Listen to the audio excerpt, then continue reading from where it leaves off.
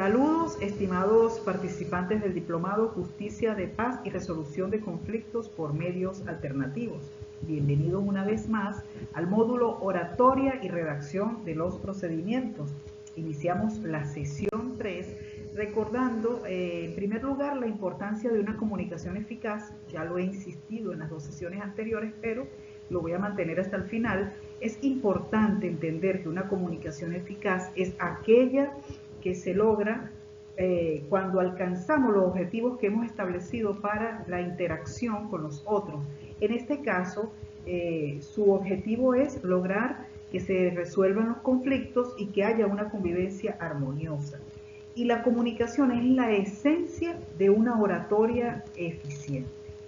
Sin una comunicación eficaz no hay una oratoria eficiente, por muy bonito que hablemos, porque no se trata de hablar, sino de comunicarnos, de usar esa potente herramienta que tenemos, que es el lenguaje hablado, escrito, gestual y paraverbal, para interactuar con nosotros y lograr, en este caso, una mejor calidad de vida para todos a través del cumplimiento de las leyes y el cumplimiento bajo convencimiento de que es lo que corresponde y lo que es más saludable y adecuado para todos. En la sesión pasada hablamos de la comunicación escrita y yo decía que la comunicación escrita se sustenta en redactar para comunicar y que lo primero que tenemos que hacer es contextualizar el mensaje escrito. Primero, respondernos a la pregunta: ¿quién escribe? ¿El vecino o el juez de paz? Entonces aquí tenemos que diferenciar las cosas. En este momento ustedes actúan como el juez de paz, sin que esto signifique que ustedes dejan de ser un miembro de la comunidad. Al contrario, lo son. Simplemente que están actuando desde una responsabilidad que le otorgó el votante, la persona que decidió que ustedes tenían el liderazgo para asumir ese rol. ¿Con qué propósito? Bueno, con el propósito de persuadir, convencer, ¿verdad?, de que se cumpla una decisión tomada con base en la ley, pero sobre todo de motivar a los vecinos a asumir las normativas de convivencia como la base de la felicidad para todos, de la armonía para todos. Es decir, que llegue el momento en que no sea una imposición, sino que las normas sean lo mejor, lo normal. Eso, su palabra lo dice, la norma es lo que es normal y lo que es lógico para que todos podamos tener nuestro espacio de convivencia, para que todos podamos tener una vida tranquila, una vida en común, porque vivimos en comunidad, sustentada en el respeto, en la consideración, ¿verdad? Y que la ley las leyes establecen estos principios. ¿Para quién? ¿Para quién estás escribiendo? ¿Para tu vecino? ¿Para aquel con el que te tomas el café? ¿O para una persona que en este momento o es afectada o afecta a otro? Igual que cuando respondemos quién escribe, no dejamos de ser quien somos, pero tenemos que entender que estamos asumiendo la responsabilidad. Y aunque hay subjetividad, porque somos seres humanos subjetivos, también hay una ley que es objetiva. Y ambas cosas tienen que, digamos, tener un equilibrio. ¿En qué ámbito ocurre esta comunicación? Cuando hablamos del ámbito, nos estamos refiriendo al tipo de situación que estamos enfrentando. ¿Cómo es la situación? ¿Cómo debo escribir para no herir, sino para convencer? ¿Cuál debe ser mi actitud frente a este tipo de situación que estoy enfrentando? De violencia, de desacuerdo, qué sé yo, de algún pequeño inconveniente que está generando grandes problemas, porque así sucede. Entonces, primero determinar cómo es la situación, en qué ámbito me estoy moviendo, para yo responder conforme a esa situación, para yo responder de una manera que haga que esta situación cese. ¿Qué escribo?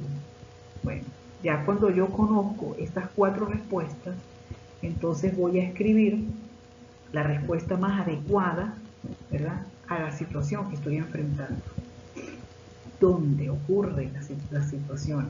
Es muy importante. ¿Por qué?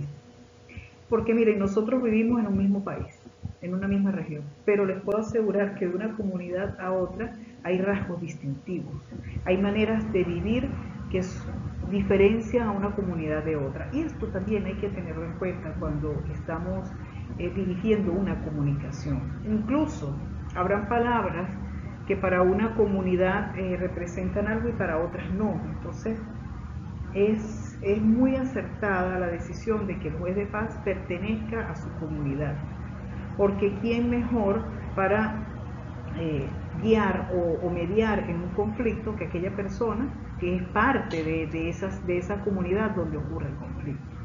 Cuando, aquí el sentido de oportunidad y es muy importante, ¿cuándo vamos a responder, señores? No podemos esperar a que el problema no es que se olvida, sino que siempre una raíz que cuando veamos a ver ya tiene frutos. Es decir, ese problemita se ha convertido en un gran problema si no atendemos o no damos la respuesta de manera oportuna.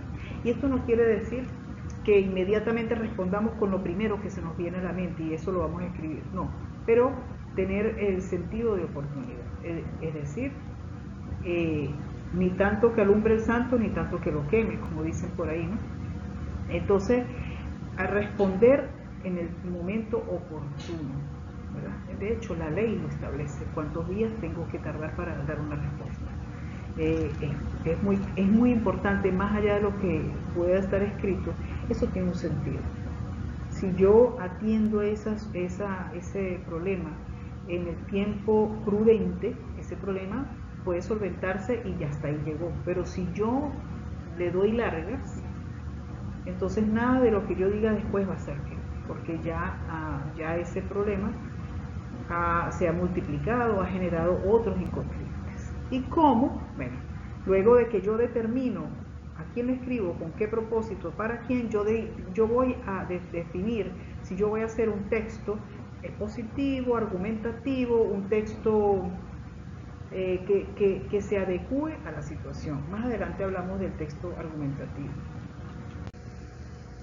Decíamos que para redactar con esa intención de comunicar, el texto tiene que tener coherencia, claridad y precisión. ¿Y qué es esto? La coherencia es la relación entre las ideas expresadas en las oraciones y en los párrafos. Esto se llama sintaxis.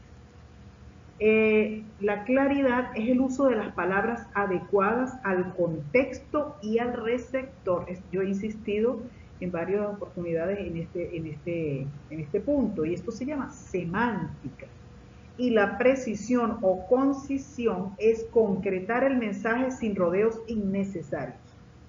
Innecesarios. Esto no quiere decir que yo no puedo expresar una palabra, digamos, si se quiere, de consuelo, o una palabra que armonice. No, sí es necesaria, pero no puedo darle tantos rodeos. Cuando yo hablo de rodeos innecesarios es cuando estoy acudiendo a elementos que no vienen al caso y que entonces lo que hacen es enredar la situación, complicar la situación. La coherencia. Vamos a internarnos ya en lo que es la coherencia o relación entre las ideas expresadas en las oraciones y en los párrafos. Es decir, vamos a internarnos en la sintaxis. Y esto tiene dos vertientes.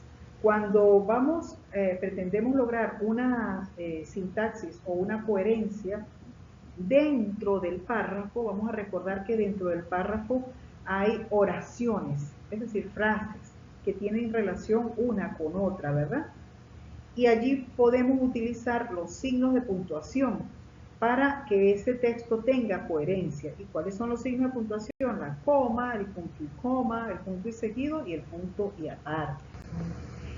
Y la coherencia o relación entre las ideas expresadas en los párrafos, entre los párrafos, un párrafo con el otro, usamos los conectores. para vincular ideas. Estos conectores pueden ser asimismos, si queremos dar continuidad, por lo tanto, si es consecuencia del párrafo anterior. Sin embargo, si introduce un elemento que puede resultar, digamos, contradictorio, en conclusión, si vamos a finalizar en este orden de ideas, si vamos a dar continuidad al párrafo anterior, de este modo, también si vamos a darle seguimiento al párrafo o si es una consecuencia del párrafo anterior, ¿verdad? En congruencia con, es decir, en consecuencia de lo anterior, o sí, en consecuencia de lo que expresé anteriormente. Bien, ahora vamos a citar algunos ejemplos de lo que es el uso de los signos de puntuación para lograr la sintaxis o la coherencia dentro de un párrafo. Recordemos, el párrafo es la unión de varias oraciones, ¿verdad? Con un sentido completo. Entonces, la coma es quizás el signo de puntuación más usado. A veces bien usado y otras veces no tanto. Se usa para hacer pausas cortas y para enumerar. Yo puedo decir, voy al mercado a comprar tomates, peras, pimentón. También puedo hacer dos frases con una separación breve. Por ejemplo, ayer fui al campo, hoy regreso a casa. Yo ahí puedo hacer una separación muy corta y para ello utilizo una coma porque es la misma, digamos, la misma idea, ¿ok? El punto y coma, bueno, el punto y coma hace una separación un poco más larga, une oraciones independientes pero relacionadas. Por ejemplo, ella aprobó el examen, estudió mucho para lograrlo. Aquí yo también pudiera usar una coma. Aquí priva también el estilo de quien escribe. Mire, los signos de puntuación tienen digamos, unos parámetros, ¿sí? Pero también el estilo del escritor o de la persona que está escribiendo determina cómo uso esos signos, siguiendo la norma, por supuesto. Aquí yo tengo este ejemplo, ella aprobó el examen, yo pudiera incluso escribir un punto y seguido, estudió mucho para lograrlo, se está usando un punto y coma, depende del estilo. Okay. También el punto y coma se utiliza para enumerar oraciones cuando ya hay comas internas. Fíjese, compró pan, queso y leche en la panadería, uvas y manzanas en la frutería. Aquí hay dos, digamos, hay una oración que tiene el mismo sentido, es decir, una persona hizo compras, pero voy a separar que fue a un sitio a comprar algo y fue al otro a comprar otra cosa. Entonces, compró pan, queso y leche en la panadería, pero las uvas y las manzanas no las compró en la panadería, sino en la frutera. Entonces, hace una separación y dice uvas y manzanas en la frutera. Esto también es cuestión de estilo, porque otra persona pondría un punto y seguido o diría, coma, también compró uvas y manzanas en la frutera. Es cuestión de estilos, es simplemente un ejemplo. El punto y seguido. El punto y seguido separa oraciones dentro de un mismo párrafo que tienen continuidad. Carolina fue la mejor empleada del año. Obtuvo un alto índice de ventas. A mí particularmente me gustó mucho el punto y seguido. Me parece que refresca bastante la oración, la ordena muy bien. Pero le repito, es cuestión de estilo. Una persona aquí también pudiera usar punto y coma. Muy bien, volvemos a la parte de la coherencia. Ahora, en cuanto a la coherencia entre párrafos, sintaxis entre párrafos, el uso de los conectores entre un párrafo y otro para entrelazar ideas. Aquí yo quiero aclarar algo. Cuando yo digo entrelazar ideas, no quiere decir que todas las ideas afirman lo anterior, no. puede haber una idea dentro de una sentencia particularmente o dentro de algún texto que pueda contener algún elemento que contradiga, pero es la misma idea, es el mismo texto. Entonces, entre los conectores más usados, o particularmente más usados por mí, hay muchos. Está asimismo, que viene a darle continuidad al párrafo anterior. Es decir, seguimos con la misma idea, solo que no queremos hacer un párrafo tan largo para no cansar a quien lee. Y voy a hacer un inciso acá. Cuando escribimos es conveniente que los párrafos tengan una extensión no muy larga. Usualmente se recomienda en los contextos académicos escribir párrafos que no superen al menos las 12 líneas y que no tengan una extensión menor de 4 líneas. ¿Ah? ¿Por qué? Porque muy largo cansa al lector. Entonces, digamos que separar un párrafo de otro da como un momento para respirar. Asimismo, decía, da continuidad a la idea anterior. Por lo tanto, digamos que en este párrafo vamos a hablar de una consecuencia de lo que estamos planteando, lo que continúa después. Estamos exponiendo una idea, se visitó tal sitio, se determinó que existen elementos que sugieren la culpa de tal persona en la comisión de tal delito, continúo describiendo y punto y seguido. Por lo tanto, ¿verdad? O, en conclusión, si fuésemos a terminar, o en este orden de ideas, ¿verdad? Sí vamos a decir, a dar la continuidad al párrafo anterior, es decir, vamos a decir qué fue lo que encontramos, o qué se concluye, o a qué determinación se llega. De este modo, también es, digamos, da continuidad al párrafo anterior, en congruencia con lo planteado por, ¿sí? Ya lo estamos, si estamos citando a alguien, o vamos a hablar de algo que dijo alguien.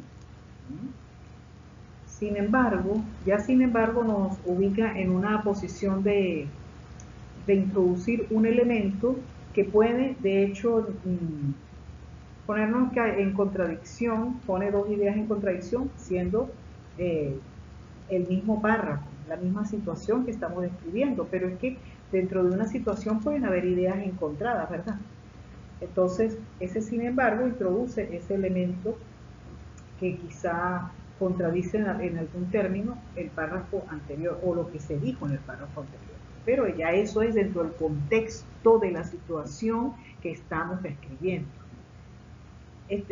Los conectores son bien importantes porque no podemos escribir un párrafo deslastado del otro, es decir, yo escribo un párrafo y abajo empiezo escribiendo otra historia, entonces parece que estoy escribiendo situaciones distintas. El conector enlaza el párrafo y la convierte en un solo texto, por eso es tan importante. Hay muchos más conectores, de todas formas, en aras del tiempo yo les dejé en el aula material con el que ustedes pueden encontrar más conectores. Y un elemento clave para lograr una comunicación efectiva es la ortografía y consiste en la escritura correcta de las palabras, respetando su acentuación y su composición. Y aquí nos estamos refiriendo a la acentuación, ¿por qué?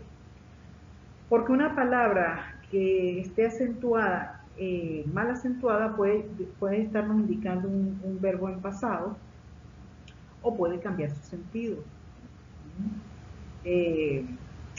La composición, ¿por qué? Porque hay palabras que se escriben con una letra y no con otra. Por ejemplo, el uso de la S, el uso de la C, el uso de la Z. Es muy común que nos confundamos. Y muchas veces una palabra mal escrita puede cambiar el sentido de lo que estamos diciendo. Entonces, aquí yo voy a hacer dos acotaciones. En la actualidad, nos confiamos muchas veces del corrector de ortografía de la computadora. Y es una herramienta muy, muy útil. Sí, sí, claro que sí. Pero recuerden una cosa, ese corrector no contextualiza, ¿ok? Entonces, él puede incluso corregir una palabra que ustedes la tengan bien escrita y la pone en otro tiempo porque la acentúa donde no corresponde según el contexto que ustedes están usando para escribir. Entonces, ante la duda, tenemos diccionarios, pero también tenemos la misma internet. Podemos utilizar la inteligencia artificial cuando tenemos alguna duda sobre cómo se escribe una palabra. Nadie está exento de tener una duda ortográfica. Nadie, nadie. Hay palabras que por el poco uso que tienen, muchas veces dudamos de la forma como se escribe. Así que no sientan pena de preguntar a la inteligencia artificial, de buscar en Google. Lo importante es que la palabra esté bien escrita, tanto en su acentuación como en su composición, para que no entorpezca la comprensión. Otro elemento aquí clave en la ortografía es el de los nombres y el de los apellidos. Recuerden que es un caso particularísimo que los nombres y apellidos no responden a las normas ortográficas. Muchas veces tenemos, por ejemplo, Rodríguez con Z y Rodríguez con S. Elisa con S, Elisa con Z, y eso no lo puedes corregir. Solamente la persona que porta el nombre y el apellido te puede decir cómo se escribe, si es Jiménez con G o Jiménez con J. Y aquí voy a aprovechar para hacer un inciso y sugerirles que sean muy cuidadosos con la escritura de los nombres, tanto porque desde el punto de vista legal es importante, pero también porque un nombre bien pronunciado, bien escrito, es la mejor música que puede escuchar los oídos de quien nos escuchen, de quien nos oye, y que puede leer la persona a quien escribe. Entonces, bueno, esto es desde el punto de vista más humanista, ¿no? Pero también en cuanto a la ortografía, he dejado un material audiovisual en el que ustedes pueden apoyarse. De verdad que hablar de ortografía y gramática requeriría un curso aparte porque es bien extenso, ¿no? Pero hay material muy valioso que yo he recogido allí y que yo sé que va a ser de mucha utilidad. Bien, hasta acá la sesión de hoy, me despido, ha sido un gran gusto trabajar para ustedes en esta sesión. De todas formas, cualquier duda, cualquier inquietud pueden plantearla al foro de dudas del aula y con mucho gusto les responderé. Bien, que tengan una feliz jornada y que sea de mucho provecho este material. Muchísimas gracias.